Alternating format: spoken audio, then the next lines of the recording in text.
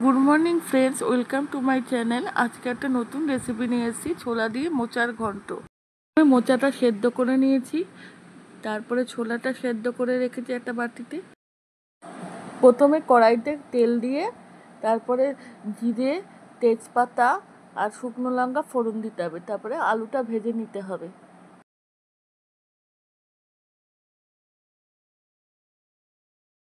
আলুটা ভাজা হয়ে গেলে সেদ্ধ মোচাটা দিতে হবে, দিয়ে একটু নাড়তে হবে।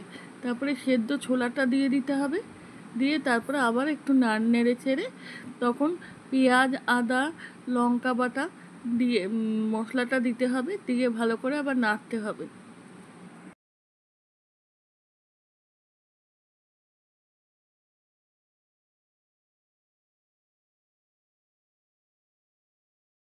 ভালো করে নাড়া হয়ে গেলে হলুদ গুঁড়ো, জিরের গুঁড়ো, লঙ্কার গুঁড়ো সব দিতে হবে, দিয়ে ভালো করে জিনিসটা কষাতে হবে।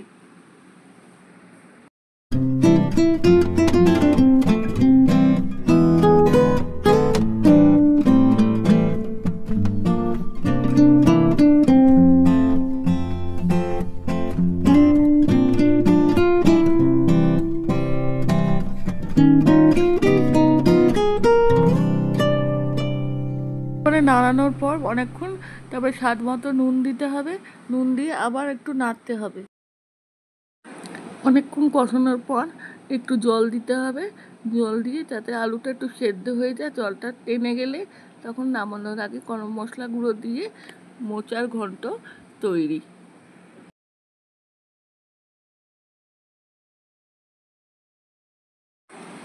সবাইকে ধন্যবাদ আমার ভিডিও দেখার জন্যে।